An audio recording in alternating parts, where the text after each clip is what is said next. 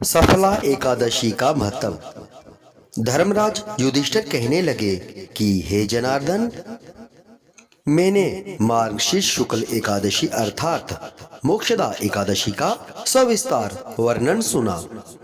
अब आप कृपा करके मुझे पोक्ष माह के कृष्ण पक्ष की एकादशी के विषय में भी बतलाइए। इस एकादशी का क्या नाम है तथा इसके व्रत का क्या विधान है, इसकी विधि क्या है, इसका व्रत करने से किस फल की प्राप्ति होती है, कृपया यह सब विधान पूर्वक कहिए। भगवान श्री कृष्ण बोले, पौष माह के कृष्ण पक्ष में आने वाली इस एकादशी को सफला एकादशी कहा जाता है। इस एकादशी के देवता श्री नारायण हैं। विधि पूर्वक इस व्रत को करना चाहिए। जिस प्रकार नागों में शेषनाग, पक्षियों में गरुड़ और सब ग्रहों में चंद्रमा, यज्ञों में अश्वमेध और देवताओं में भगवान विष्णु श्रेष्ठ हैं, उसी तरह सब व्रतों में एकादशी का व्रत श्रेष्ठ है। जो मनुष्य सदैव एकादशी का व्रत करते हैं वे मुझे परम प्रिय हैं। इसका महात्म्य मैं तुमसे कहता हूँ, ध्यान पूर्वक सुनो। भक्तवत्सल भगवान श्री कृष्ण कहने लगे कि धर्मराज, मैं तुम्हारे स्नेह के कारण तुमसे कहता हूँ कि एकादशी के व्रत के अतिरिक्त मैं अधिक से अधिक दक्षिणा पाने वाले यज्ञ से भी प्रसन्न नहीं होता हूँ। अतः इसे अत्यंत भक्ति और श्रद्धा से युक्त होकर करें। हे राजन, द्वादशी युक्त पौष कृष्ण एकादशी का महात्म्य तुम एकाग्र चित्त होकर सुनो। सफला एकादशी व्रत कथा। चंपावती नगरी में एक महिष्मान नाम का राजा राज्य करता था। उसके 4 पुत्र थे। उन सब में लुम्पक नाम वाला बड़ा राजपुत्र महापापी था। वह पापी सदा पर स्त्री और वेश्यागमन तथा दूसरे बुरे कर्मों में अपने पिता का धन नष्ट किया करता था। सदैव ही देवता, ब्राह्मण, वैष्णवों की निंदा किया करता था।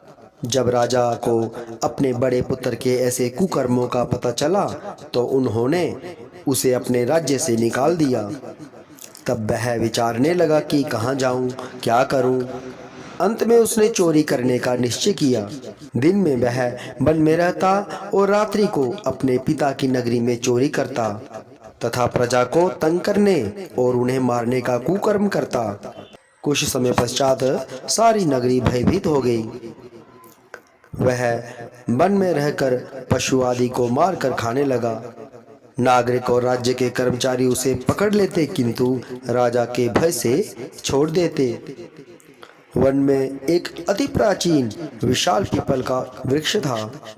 लोग उसकी भगवान के समान पूजा करते थे। उसी वृक्ष के नीचे वह महापापी लुम्पक रहा करता था।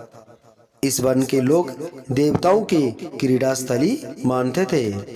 कुछ समय पश्चात पौष कृष्ण पक्ष की दशमी के दिन वह वस्त्रहीन होने के कारण शीत के चलते सारी रात्रि सो नहीं सका। उसके हाथ पैर अकड़ गए।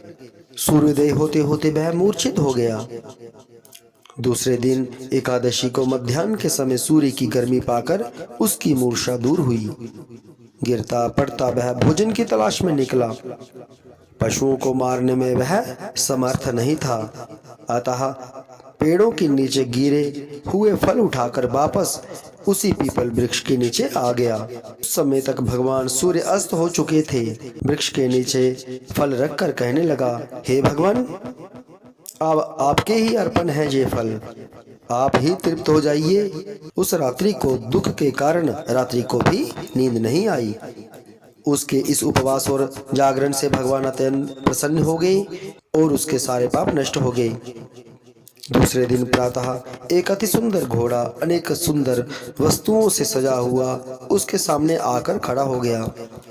उसी समय आकाशवाणी हुई कि हे राजपुत्र, श्री नारायण की कृपा से तेरे पाप नष्ट हो गए हैं। अब तू अपने पिता के पास जाकर राज्य प्राप्त कर। ऐसी वाणी सुनकर वह अत्यंत प्रसन्न हुआ और दिव्य वस्त्र धारण करके भगवान आपकी जय हो कहकर अपने पिता के पास गया। उसके पिता ने प्रसन्न होकर उसे समस्त राज्य का भार सौंप दिया और स्वयं वन के रास्ते चल दिए। अब लुम्पक शास्त्र अनुसार राज्य करने लगा। उसके स्त्री पुत्र आदि सारा कुटुंब भगवान नारायण का परम भक्त हो गया। वृद्ध होने पर वह भी अपने पुत्र को राज्य का भार सौंपकर वन में तपस्या करने चला गया और अंत समय में वैकुंठ को प्राप्त हुआ। अतः जो मनुष्य इस परम पवित्र सफला एकादशी का व्रत करता है उसे अंत में मुक्ति मिलती है। जो नहीं करते वे पूंछ और सींगों से रहित पशुओं के समान हैं। इस सफला एकादशी के महात्म्य को पढ़ने से अथवा श्रवण करने से मनुष्य को अश्वमेध यज्ञ का फल मिलता है। जय श्री कृष्ण।